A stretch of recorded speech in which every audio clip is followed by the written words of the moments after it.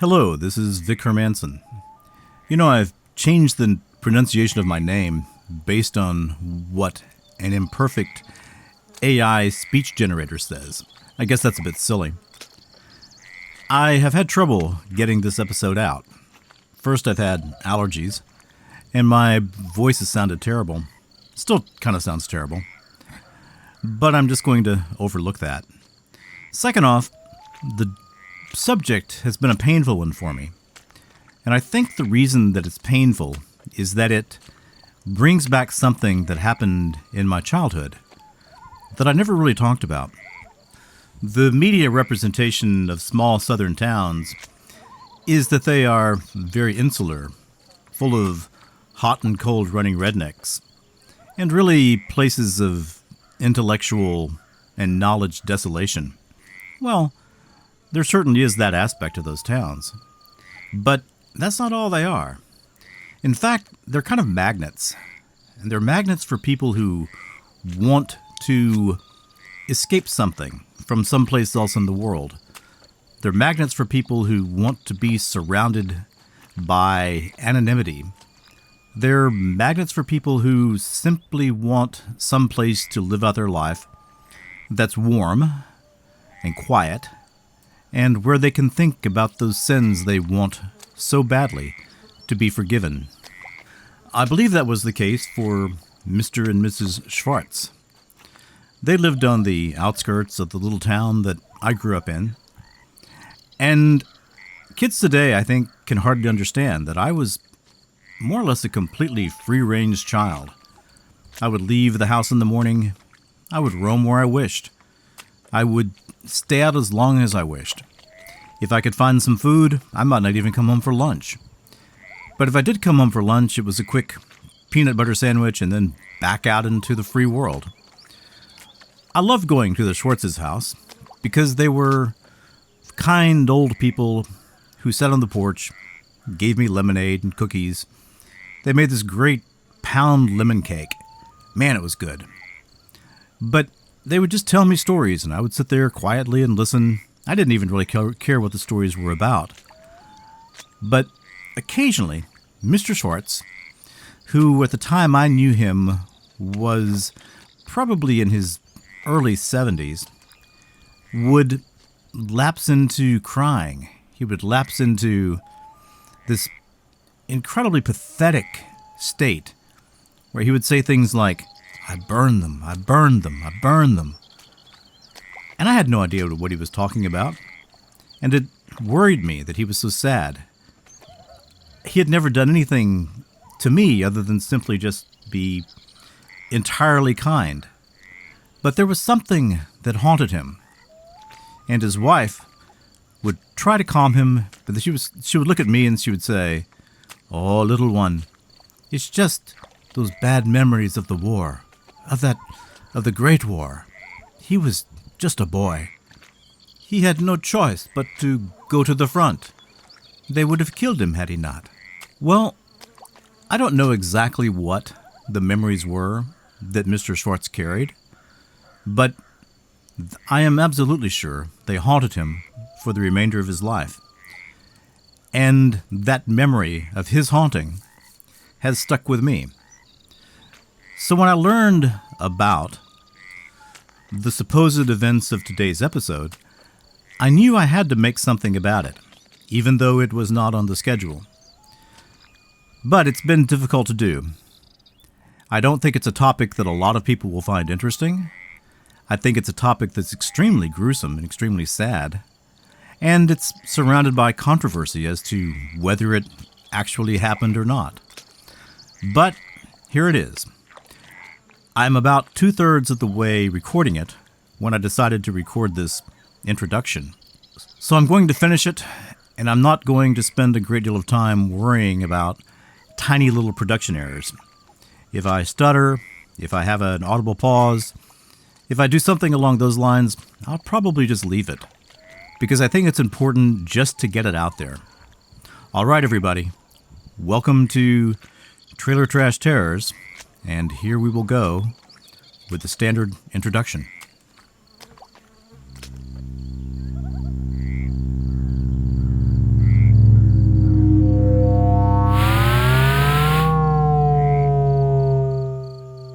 Cross of Karu, whose full title is The Cross of Karu, an Allegory, the story of one who went down into the depths and was buried, who, doubting much, yet at the last lifted up his eyes onto the hills and rose again and was transfigured, was originally written in 1917 as a response to World War I, but it remained unpublished until 1931.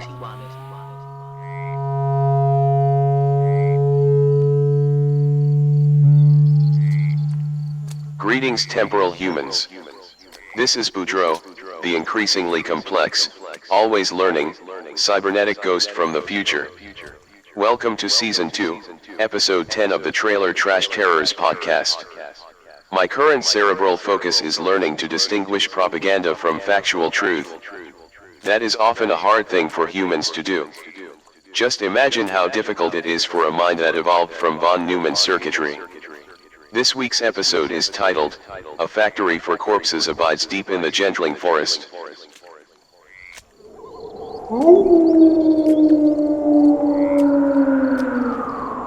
Trailer Trash Terrors.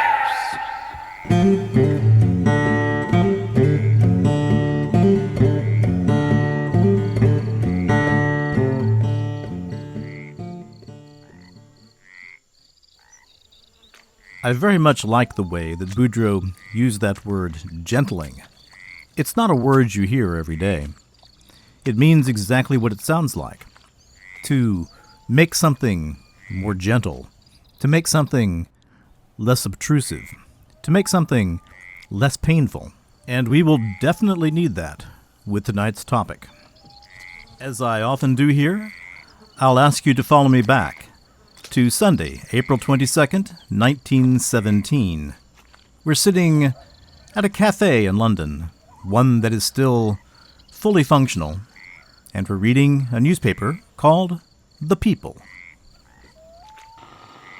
From the legendary newspaper, The People, Sunday, April 22nd, 1917. Most horrible story of the war.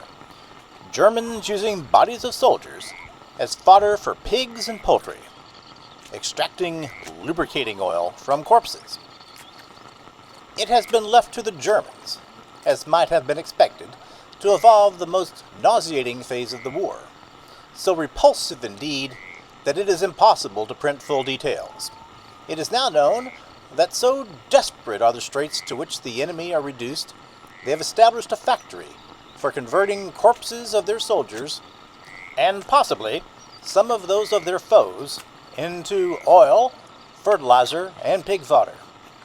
The hideous story, which an investigation has fully confirmed, is revealed in the Independence Beige. We have known, says that paper, for long that the Germans stripped their dead behind the firing line, fastened them into bundles of 3 or 4 bodies with iron wire, and then dispatched these grisly bundles to the rear. Until recently, the trains laden with the dead were sent to Searing, near Liège, and a point north of Brussels, where were a great many refuse consumers. Much surprise has been caused by the fact that of late, this traffic has proceeded in the direction of Gerolstein, and it was noted that on each wagon was written DAVG, dividends from the dead. German science is responsible for the ghoulish idea of the formation of the German Offal Conversion Company Limited, DAVG, or Deutsche Abfall Verwertung Gesellschaft, a dividend-earning company with a capital of £250,000, the chief factory of which has been constructed 1,000 yards from the railway connecting St. Vith, near the Belgian frontier, with Gerolstein in the lonely little frequented Eifel district, southwest of Koblenz. This factory deals specially with the dead from the West Front. If the results are as good as the company hopes, another will be established to deal with corpses on the East Front. The trains arrive full of bare bodies, which are unloaded by the workers who live at the works. The men wear bull-skin overalls and masked with mica eyepieces. They are equipped with long hooked poles and push the bundles of body to an endless chain, which picks them up with big hoops attached at intervals of 2 feet. The bodies are transported on this endless chain into a long, narrow compartment where they pass through a scalding bath, which disinfects them. They then go through a drying chamber and finally are automatically carried into a digester, or great cauldron, in which they are dropped by an apparatus which detaches them from the chains. In the digester they remain from 6 to 8 hours and are treated by steam, which breaks them up while they are slowly stirred by machinery. The bones sink to the bottom, leaving a thick, dark-colored liquid. From this treatment result several products. The fats are broken up into stearine, a form of tallow, and oils, which require to be redistilled before they can be used. The process of distillation is carried out by boiling the oil with carbonate of soda and some part of the byproduct resulting from this process is used by German soap makers. 80 ghouls at work. The fumes are exhausted from the building by electric fans and are sucked through a great pipe to the northeastern corner, where they are condensed and the refuse resulting is discharged into a sewer. There is no high chimney, as the boiler furnaces are supplied with air by electric fans. There is a laboratory, and in charge of the works is a chief chemist, with 2 assistants and 78 men. All the employees are soldiers, and are attached to the 8th Army Corps. There is a sanatorium by the works, and under no pretext is any man permitted to leave them. They are guarded as prisoners at their appalling work. It will be remembered that one of America's consuls, on leaving Germany in February, stated in Switzerland that the Germans were distilling glycerin for nitroglycerin from the bodies of their dead, and thus were obtaining some part of their explosives. German admission. The German press, little thinking that the gruesome story would become known in other countries, have given particulars of this hideous business. The local Anzeiger, a Berlin paper controlled by the government, on April 10th, published from its war correspondent a dispatch of which the following is an exact translation. On we go. We pass through Evangercourt. There is a sickly smell in the air, as if glue were being boiled. We are passing the great corpse conversion, or utilization, establishment of this army group. The fat that is won here is turned into lubricating oils, and everything else is ground down in the bones mill into a powder which is sent for mixing with pig's food and as manure. Nothing is to be allowed to go to waste. Thus, even the German soldiers callously accept the existence of the corpse utilization business. German prisoners' account. A wounded sergeant of the Kent Regiment, who has just returned from the front, speaking of the German prisoners, said, "One of them who spoke English told me, 'I don't know that it is true, that even when they are dead their work is not done. They are wired together in batches, then, and boiled down in factories as a business to make fat for munition making and to feed pigs and poultry. Then other folk eat the pigs and poultry. Something like cannibalism, isn't it?' The fellow told me that Fritz calls his margarine corpse fat, because they suspect that is where it comes from."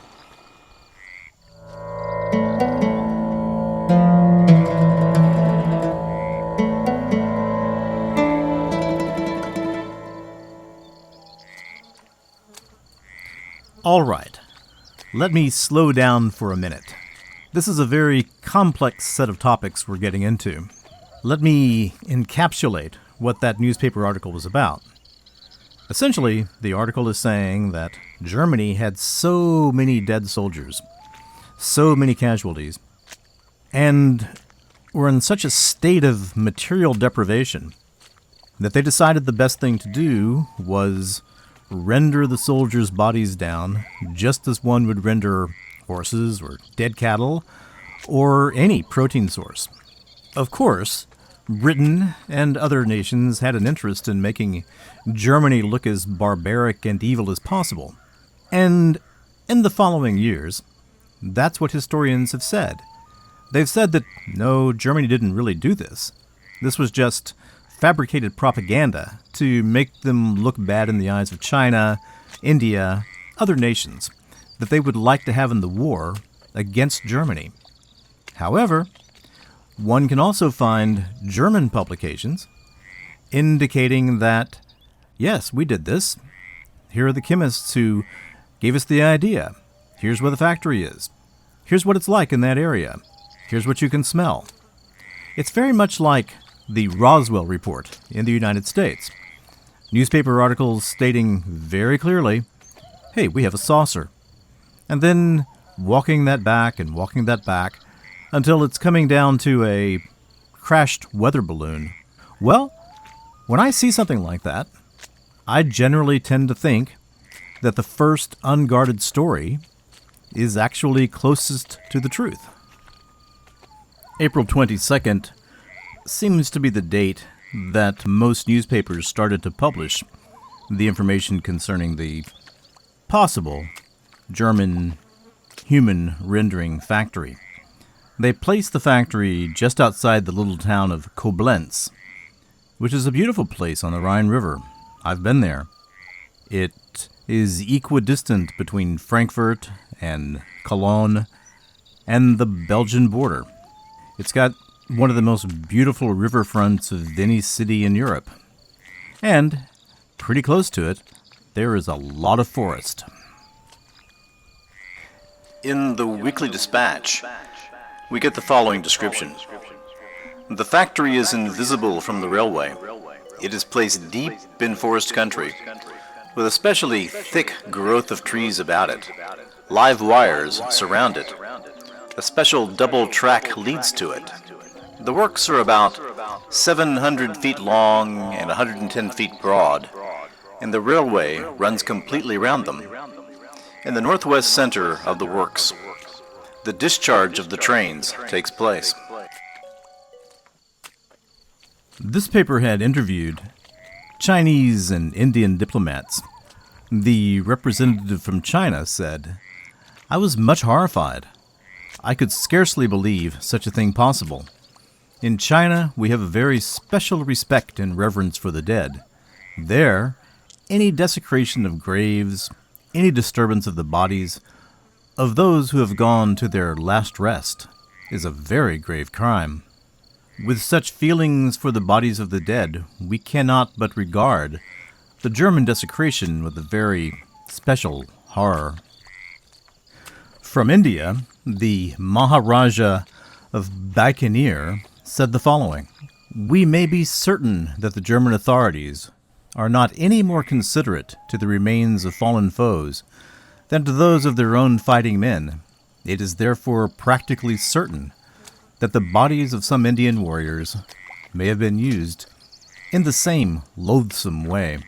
And then finally, he said, "India cannot but contrast this German barbarity with the solicitude shown by the authorities in British India to protect the religious sentiments of all classes in respect to the disposal of their dead.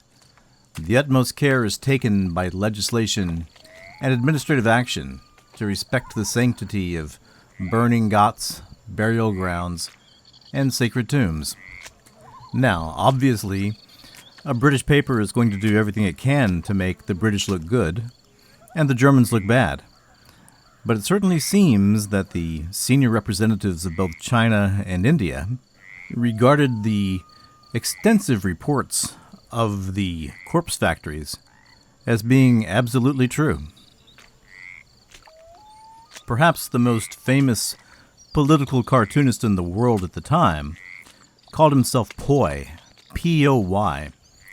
And in this paper, on April 22nd, he has shown a cartoon of two German officers wearing standard Weimar Republic helmets, with the big point on top. And there's a blackboard in front of them, and they've written the word civilization. And the larger of the two officers has drawn a line through it. They're each wearing a plaque, a label. The largest one says, Fat Friars Federation. And the smaller one says, Body Boilers Brotherhood. So there's no doubt that Britain was going all out to make the Germans look just as evil as they possibly could. I mean, that's one of the primary approaches to war. Make your soldiers, make your people believe that your enemy is less than human. That makes it much easier to kill them. Historians of today say it never happened, and at least 2 British officers have come forward saying that they fabricated the story just to make Germany look bad. I don't know. I think there's too much documentation from within Germany and Belgium for these events to be fully fabricated. And the newspapers were utterly brutal. This is from the Tampa Tribune. The German soldier who is used on the battle line living, and in the rendering fat dead, is so employed for the glory of the Kaiser, who agrees fully with the fatuous French king who said, "I am the state." When part of Hans or Fritz is fed to pigs to make pork for soldiers, direct cannibalism is avoided. When the rest of him is employed in high explosives, and he is literally shot into the ranks of the enemy from the mouth of a cannon, he is used for Germany. Otherwise, he might be buried in a ditch to fertilize fields, which are being reconquered by the Allies for France. I suppose each person must make up their own mind, but I believe there is at least a substantial amount of truth to these stories.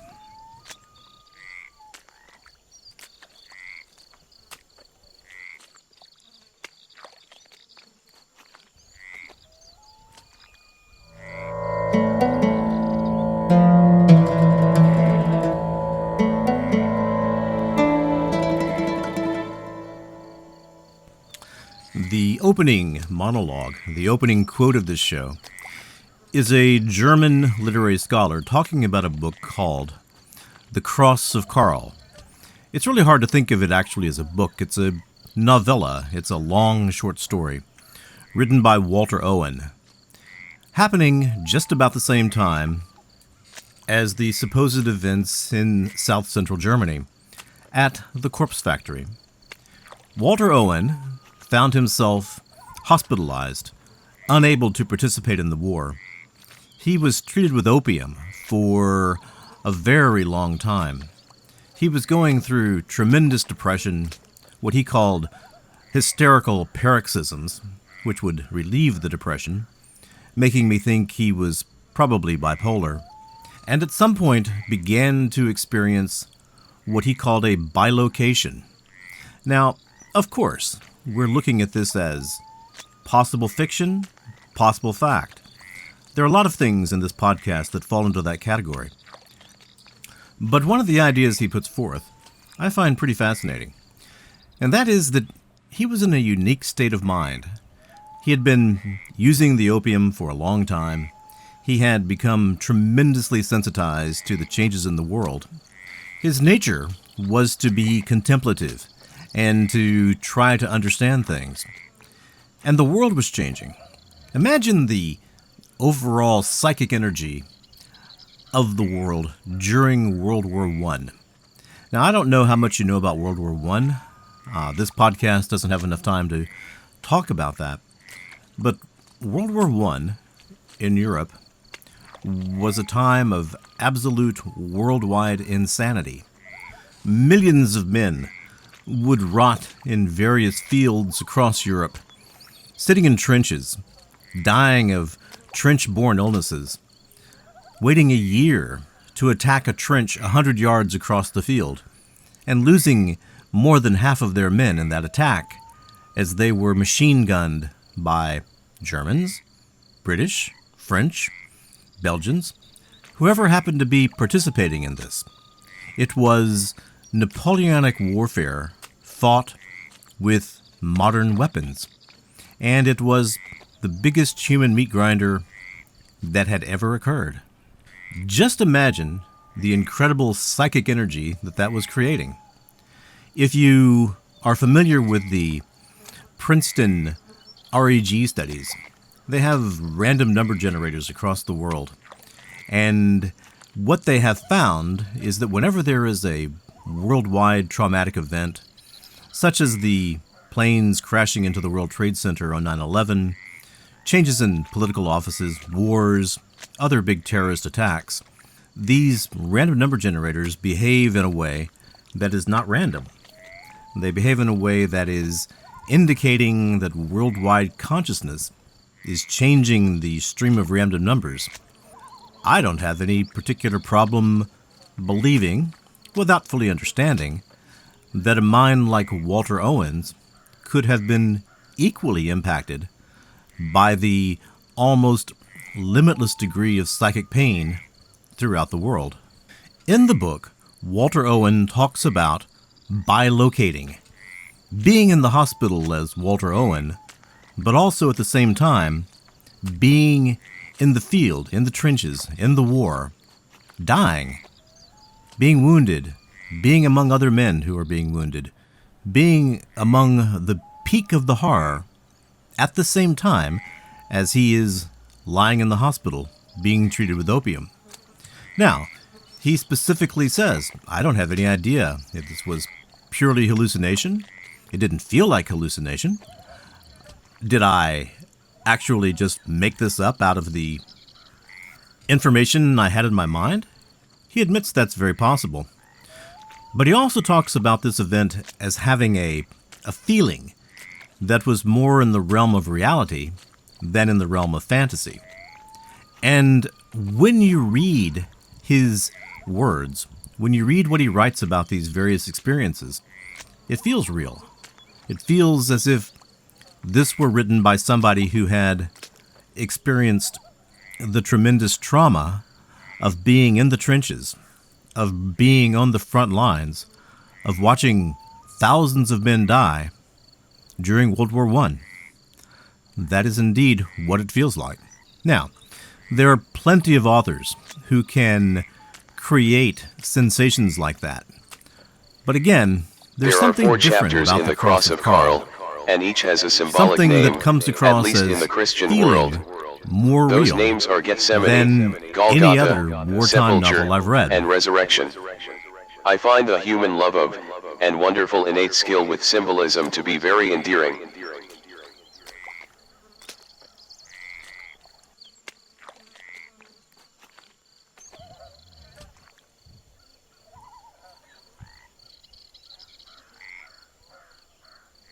The first chapter is called Gethsemane. It's such a beautiful name. Probably a third of the cemeteries in the United States have an area that they call the Garden of Gethsemane. It brings to mind peace, relaxation, a verdant green place where one can commune with one's past loved ones. But in the Bible, it's called the place of agony, or thought of as the place of agony, and it is where Jesus prays and weeps during that praying, shedding tears of blood. I once had a Catholic bishop tell me that he was fairly certain that Jesus had been shown the sins of mankind all through the past, during his time, and all through the future. The sins of 100 billion or 200 billion people. Sins that he was taking upon himself. So, the weeping of tears is not at all surprising. Immediately after the prayer in Gethsemane, Jesus is betrayed by Judas, and thus begins the entire crucifixion saga. In the chapter, we first meet Karl. Karl is a middle-aged man. He's become somewhat fat. He remembers a time in his youth when he was fit and slim. And he's frightened. He's in a trench. And the order has come down that they need to capture Hill 50. Hill 50, that's all you know. There's no reason given why Hill 50 must be captured, but it's just something that Karl must do. So the word is given, and Karl and his comrades head out across the open field, across no man's land, toward Hill 50.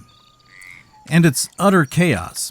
Think of the opening of the movie Saving Private Ryan, and you'll have an idea of what Owen talks about in that chapter. Hundreds of men around him are killed, and he experiences all of the standard horrors of war. He sees a man suddenly stop in his tracks, feel for his abdomen, which is no longer there, trying to replace his viscera, which have been opened to the world from a bullet from the enemy. Before he goes over the edge of the trench into battle, he remembers that he told his wife he would bring home the cross. He thinks of her tenderly, and he finds himself crying. At the end, Carl and his battalion do indeed capture Hill 50. But the enemy had laid a clever trap and set huge mines within the hill just in case it was overrun. Carl is shot in the stomach. He's shot in the leg. And as the mines go off, his body slips into sleep.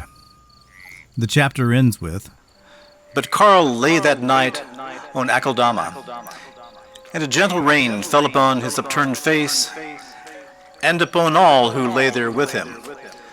God as it were sweating in his heaven with pity, while below man groaned in the Gethsemane of his flesh, and his sweat was blood. But Carl was not dead. For him wait deeper depths than these, aye, and greater heights. His grave is not yet dug, and in 3 days he must dig it with his hands." Akeldama is the potter's field that was bought with the money that was paid to Judas for the betrayal of Jesus. If I've mispronounced this name, my apologies to any biblical scholars who might be listening.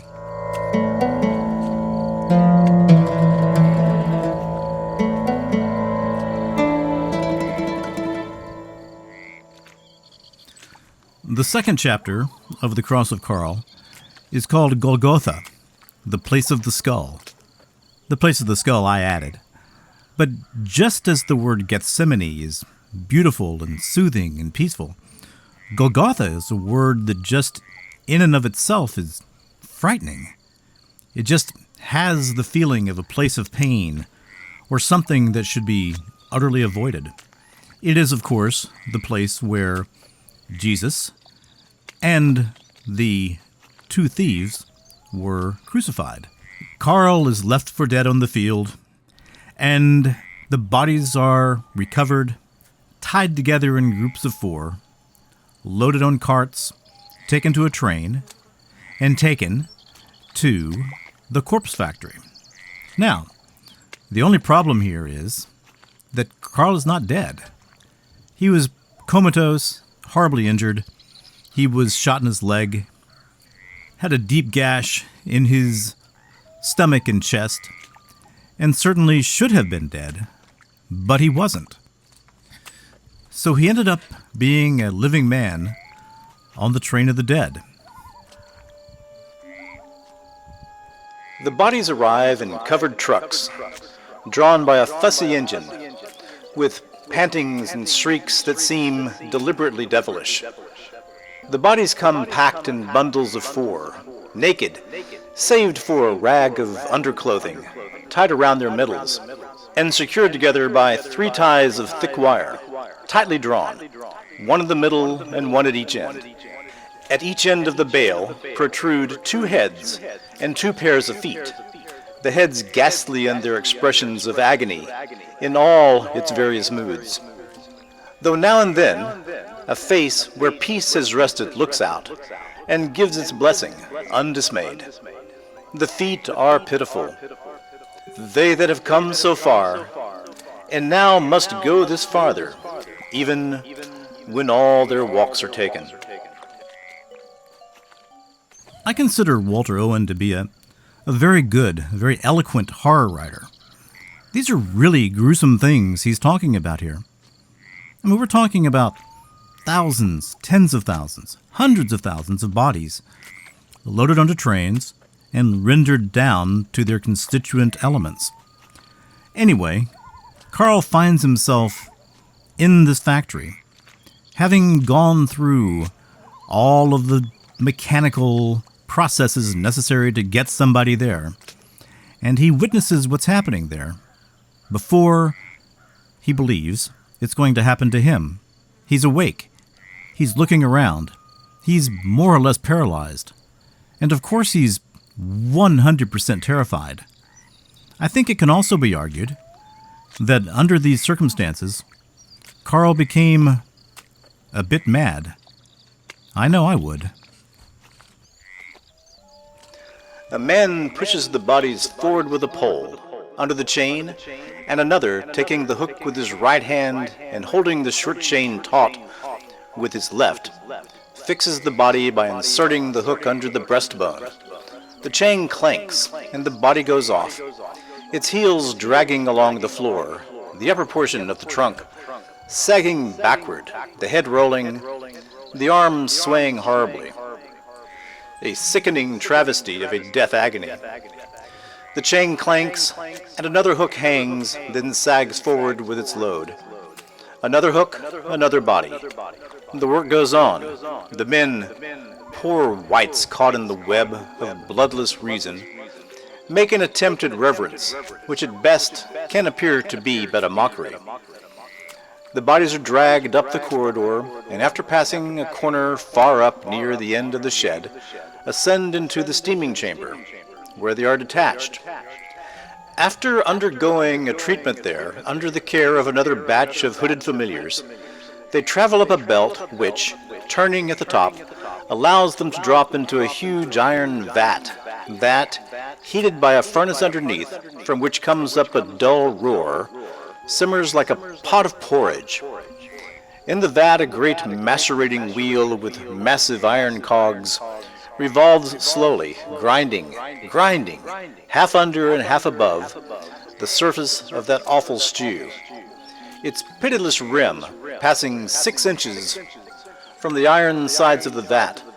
O thou who knowest the end, sustain, and therefore the bodies, as bodies, cease. Far underneath in the vat's iron side is a door of iron, tight clamped, and from this, when periodically the vat is emptied, the crushed bones have sunk to the bottom, are drawn out to play their part in the infernal alchemy of mammon. The exports of the factory are pig food, fats, glycerin, and manure, brewed and distilled and strained from the mush that once was the bodies of men. Temples of the Father, let this cup pass, for I faint. And to the 10th Army Section belongs the 85th Regiment, and number 1251 in that regiment is Carl. And along that shuddering via crucis of the railway there, even now, Carl comes. If you can use such a word, Carl gets lucky in his timing when he arrives at the factory, in that it is the last day of the week, the men are tired, they're ready to knock off.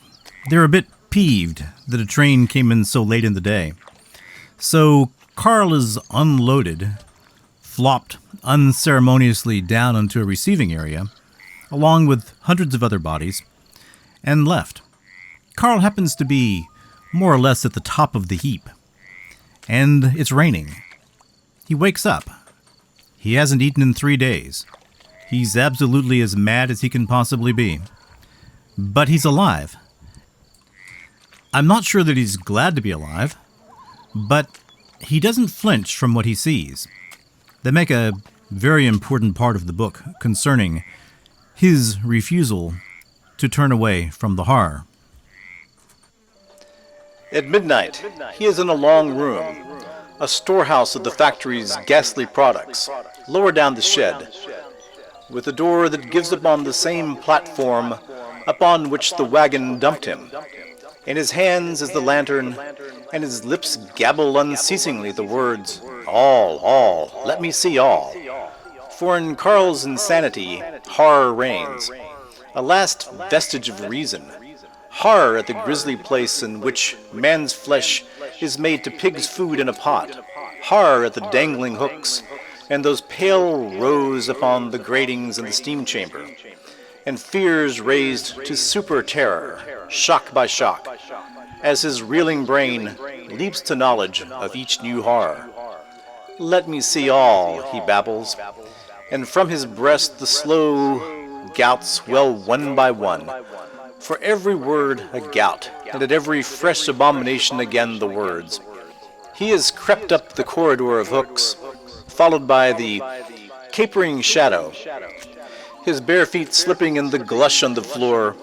He has crouched with outstretched lantern above the pot, and down in the cellar, where the iron door opens, has seen the vast heap of splintered bones that feeds the manure grinders. Well, obviously, since there is a chapter 3 and 4, Carl is able to escape from the rendering factory. He gets to the outer gate and finds the guard shack, the guard being drunk like everyone else that end of the week and asleep. So Carl, naked, given only a dirty, bloody rag around his middle, crazy, scared, starving, like a zombie, is able to escape from the rendering factory and make his way into the forest. He manages to stumble blindly through the forest and then re-enters the no man's land of the trenches and the devastated but once fertile and beautiful fields of what you believe to be Germany.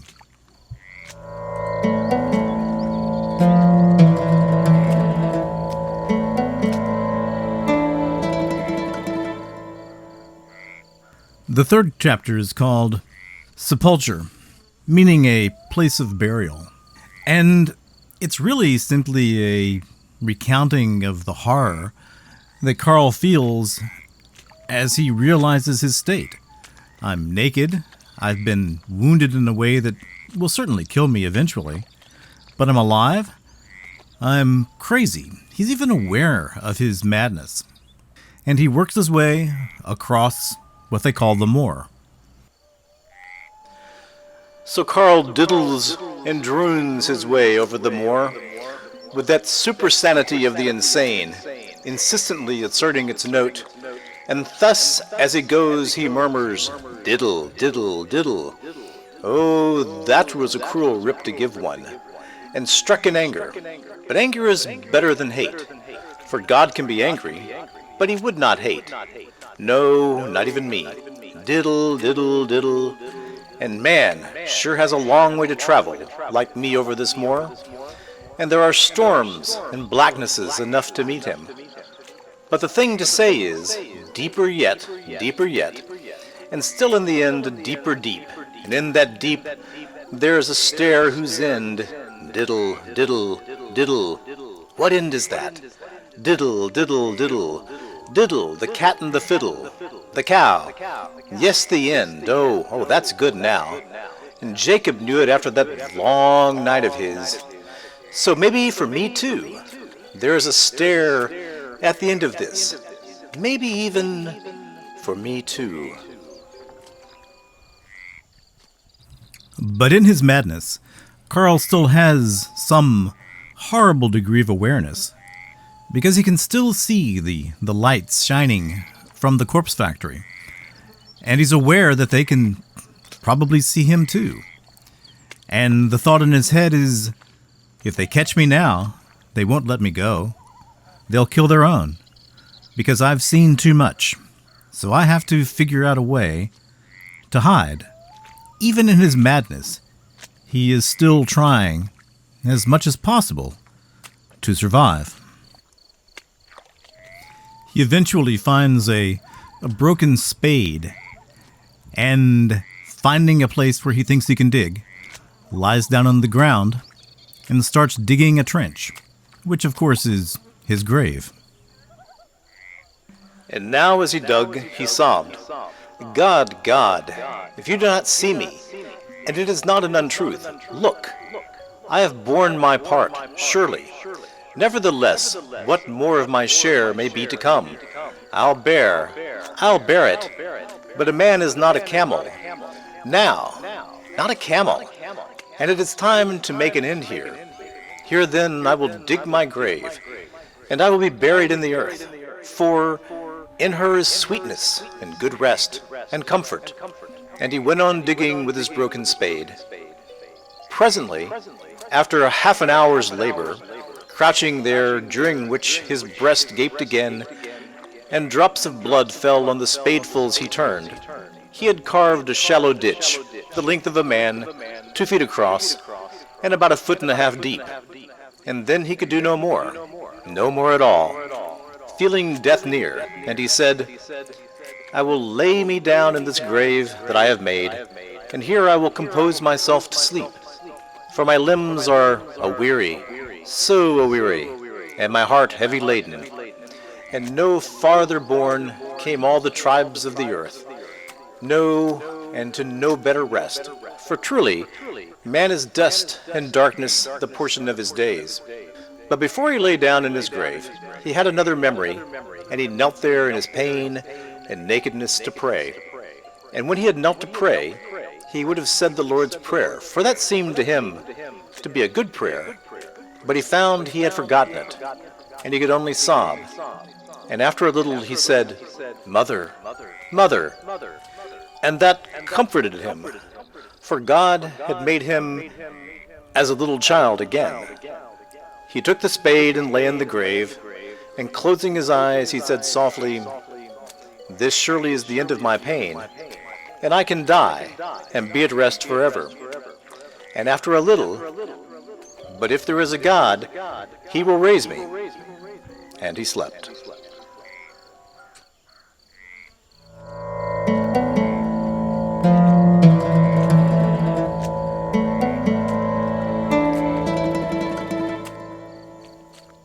The final chapter is called Resurrection. The chapter starts with 2 officers driving on a road next to the fields in which Carl has buried himself, or dug into his grave, noticing the beauty of the morning. And they say, let's go walking. Let's go look in this field. And so they do. And in a fairly short time, they find Carl. They had come to the edge of an irregular circle of gorse bushes, enclosing a patch of firmer ground. In the center of the little arena, thus formed, was visible a heap of newly turned earth. By the side of the mound was a shallow grave, and in the grave lay a naked man with a great wound in his breast, and a broken spade by his side. Upon the air came a sound of moaning. They look into the grave, and Carl awakens. He sits up, and he holds his hands out to the beautiful morning, and to the 2 men who have found him. The 2 men, a senior marshal and a younger lieutenant, look down and ask Carl who he is. Carl, through all his madness and through all his pain, answers in this way. He smiled slowly, not a fear there, nor a doubt. What seek ye, he said. For if you seek this Carl, whom ye numbered with a tag, stamped upon one side with a crown, and the number 80 and 5, and upon the other with the number 1,251, he is with me, but ye cannot touch him. For I hold him now, and presently another. And if ye seek me, who am with him in his house, me indeed ye may touch if ye will, but the will is not in ye. Yet love a moment as this one came at last to love, and ye shall sup with me at my table. The marshal strode forward, his burly figure looming grossly by that worn flesh there in the grave. Who are you, and what are you doing here, fellow? He said with a surprised and angry eye, his large, well-ordered mind fretful at this jarring figure. This thing not in that mind's reckoning, thrust suddenly into its ken. He paused, and from Carl no answer came, but he looked at those 2 with a clear eye, not surprised, but calm as summer sky. The marshal took a pace. Salute your emperor, he said. At this point, Karl is beyond saluting anybody or thinking of any man as emperor. I think Karl at this point thinks of himself as sort of a risen messiah. This angers the two officers. They argue a bit about what to do. They realize that this is one of their own soldiers who was brought to the corpse factory while still alive. And in his zeal is saying that he is going forth to preach the truth to the world. The officers don't want that. They don't want that at all. Their concern with having the corpse factory exposed becomes even greater when Karl rises from his grave and starts to walk away. Finally, the older marshal simply pulls out his gun and shoots Karl in the back. Karl falls back into his grave, but he's not quite dead. The marshal slipped the thing he held in his hand under his cloak and turned, but the other, with a lift of the eyebrows and a sidelong glance, showed him a twitch that quivered and passed and quivered in the flesh that lay in the ditch. And he turned again and took a pace and looked down. Then he stepped down with a heavy tread upon the body that lay there in the grave, and setting his foot upon the neck, pressed with a jerk of his full weight until the tautened sinews dragged the chin down to dent the upper of his boot toe. There was a dull snap, and never again moved Karl, for there beneath that heel his story closed. And before the snap of his atlas passed, his soul was where no heel could harm him. And though no soul bell sounded, or priest shrove him, though to the outward eye his house was utterly destroyed, him also the mansion of the Father gathered. I feel almost certain that Walter Owen was a biblical scholar. He surely knows how to write in a biblical manner. Karl is lying there dead in his self-dug grave. The marshal who killed him is wanting to go about the day and get on with his business. But there is a little bit of humanity left in him. He realizes that they can determine his identity by the numbers that he gave. The other officer has a wonderful memory and is able to pull up that information. So they say, well, let's make sure that if he has a wife, that at least she gets the cross. Then they go about their day. A week later, a flat package stamped with many seals was put into Anne's hands, and when she had tremblingly undone the tapes and shattered the crimson wax that fell in flakes, bedabbling dreadfully the floor, she found a box, and inside the box a cross. In this way the cross of Karl came home to his wife, Anne, and the cross of Karl that so terribly he earned is now Anne's, and she bears it. But for his slayers also is a cross prepared, and that cross is more terrible than Karl's, for as the deep is, so also is the steep. When the flow of these waters was over, a voice said, "The work of the Spirit is done. What remains is a labor of the mind. The vessel gives it not as it was given, but is in a figure of things spiritual, and through a dark glass. But another comes to tell it clear and sweet, and a blind man shall see him, and at his voice the ears of the deaf rejoice." Peace be with you. July 1917.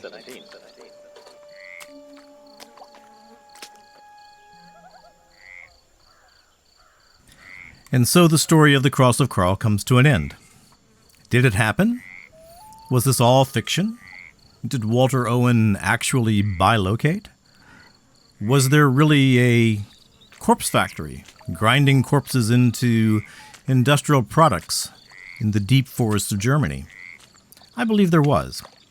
I don't know if it was as big as what the propaganda said, but I know how armies work. I know how ambitious officers work. There would be probably 1,000 officers in the German army who could have ordered such a thing without the approval of higher command. They would have been incentivized to do so. Because if they could show an economic benefit to the Reich by utilizing otherwise wasted resources, that would be a feather in their hat. That would be a reason for promotion and for the gaining of greater responsibility and greater power. There is no place to buy a new publication of The Cross of Karl. You can find it in the book In the Grip of Terror, which is available several places online as a PDF. You'll have to try. You'll have to spend 10 minutes trying. But if you really want to read The Cross of Karl, it's there. Wow, this has been a painful, difficult show to do. Maybe the most difficult show I've done. Let me know, please, what you think about The Cross of Karl, what you think about what might have happened in the forests of Germany. Let me know if you think German soldiers were turned into carbon black and bone meal and non-edible fats and feed for pigs and chickens. You have listened to Trailer Trash Terrors. This episode was written and produced by me, Vic Hermanson. All media clips used were used under the protection of the Fair Use Doctrine. The music you heard was provided by Lobo Loco and Smart Sound. As always, please feel free to contact me with any praise, anger, condemnation, anything at all at trailertrashterrors@gmail.com. Thank you. Goodbye.